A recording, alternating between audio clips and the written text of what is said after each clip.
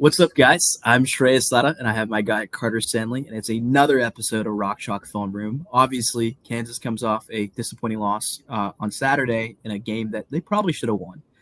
If you look at it, and they had some chances and they had some opportunities, but like you said, and like Carter said, any given Saturday, any given Sunday, and in this case, it's one of those games that I'm sure Kansas fans will want to take back, especially if they're in contention for Big 12 title and it could be something for the playoffs. But I think it's going to be a really interesting matchup on Friday. And, Carter, in this scenario, do you have any advice for this Kansas football team?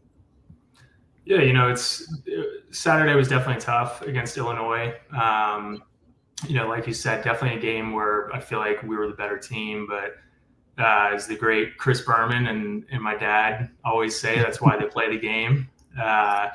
Illinois, credit to them, they did a great job, and they had some moments that were just crucial in that game. But I think it just comes down to the 24-hour rule. After a game, win or loss, you watch the film, you go over it in meetings, and point out the things you got to correct, and there's good and bad, but after 24 hours you flush it and you're on to that next game. So I think this team is going to be really fired up on Friday, just to show to the whole country that what we put on tape on Saturday isn't who we are. And I think it's definitely a good opportunity versus a good UNLV team.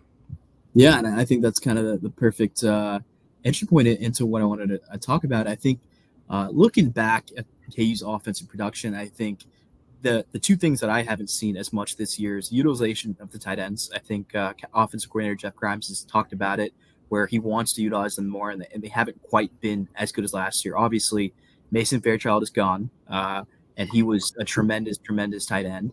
But they still have Trevor Cardell and Jared Casey, both guys who are capable pass catchers, and it makes the offense's job easier. I think in this game, you want to run and pound the ball with Devin Neal and Dana Highshaw to kind of open up play action fakes. And I think this play from last year is the perfect kind of showcase of what running the ball can do and play action can do for this offense. Obviously, Mason Fairchild and Jason Bean are not part of this team, but I think the same concept applies to Jalen Daniels and Trevor Cardell or Jared Casey.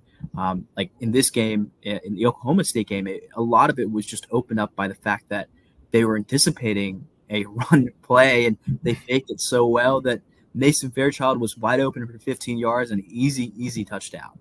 I think, obviously you're not expecting that to happen all the time, but I think you can have some big chunk yardage plays if the running game sets it up. No, definitely. I think that example right there is a great example of what happens when a defense has to respect the run. You get linebackers and safeties crashing down into the box. And, I think with the little amount that we ran the ball last week, despite having success, I think we averaged about 7 yards a carry on the ground.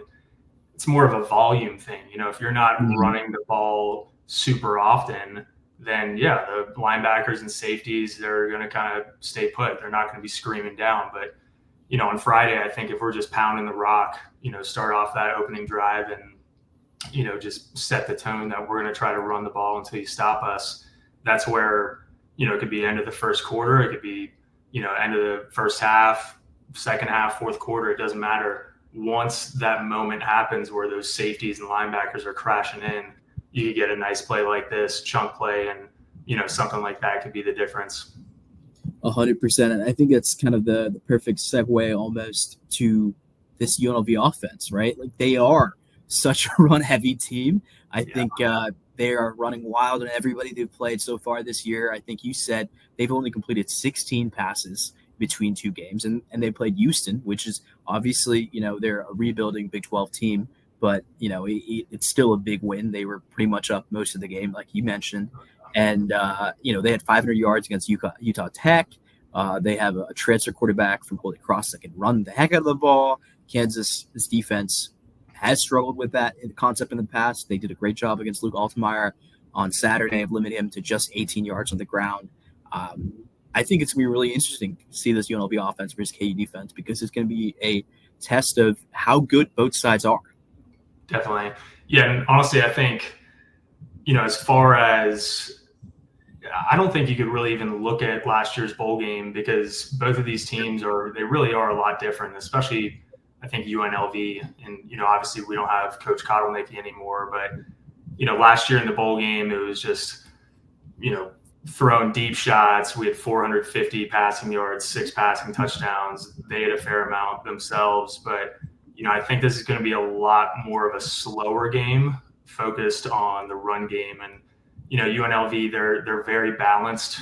They are going to try to set the tone with the run, but it's definitely worth noting they have an All-American wide receiver, Ricky White, the third, special talent, Jacob DeJesus, number 21. He's a really good player as well, and their third wide receiver is a transfer from Texas. So they have a really good balance, and this is a good example of just kind of uniqueness of their offense. They got double sidecar off to the left, 2 running backs, shoot 3 if you want to count the H-back, but fourth and 3 here, and everything looks, smells, sounds like a run. And as you can see here, the quarterback is going to give good hard fake on the run, throw it out to the All-American wide receiver.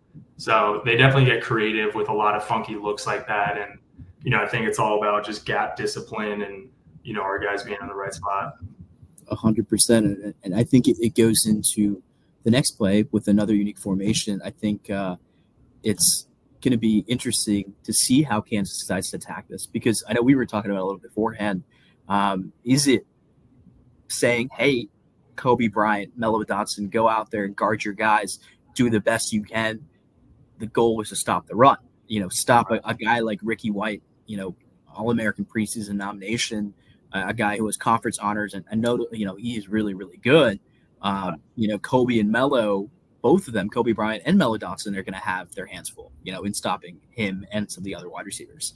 And I think I was talking to Mello Dotson about it, and he was like, hey, it's something he looks forward to. Like, it's one of those games that, I'm always excited about playing a big time wide receiver. And I know these guys will take it and look at it as a point of pride to obviously look good against a guy like Ricky White.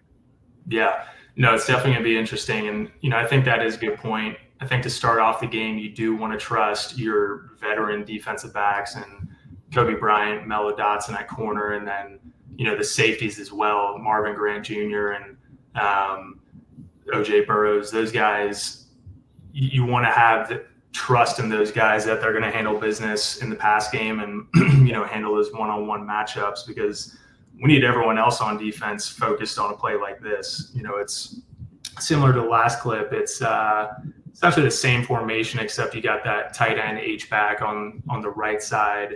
And, 3rd and 1, you could see here, I'm actually going to rewind. Houston pre-snap, their defense, they're kind of, misaligned, miscommunicating, and not really ready for this play. I think for us, again, gap discipline and just being sound on defense, knowing your assignment, that's going to be huge, because otherwise you're going to get plays like this. 3rd and 1 from the 40, it turns into a 35-yard play. Yeah, I think this is going to be a really big matchup for Kansas's defense. Like, I think this defense has taken a step forward, but the offenses that they've played, it's hard to tell how good those offenses really are. Like, obviously they played an FCS school and they played Illinois, who, looks better than they did last year. But I think UNLV is a really, really good test. And I think a lot of both of these teams have the similar aspirations. Everyone thinks they can make the college football playoffs. And, I know UNLV is looking at, obviously Kansas is not ranked, but I'm sure they're looking at as a statement win if they can come out of it Friday with a win against Kansas. Yeah, it's going to be really interesting. I think UNLV, they could finish the season with a top 25 offense easily. And, their defense, they definitely have some playmakers as well. So, I think it's going to be a great test. Friday night under the lights, KU wearing the all black. Definitely looking forward to a good bounce back game. Absolutely. Should be a good one. Thanks, guys.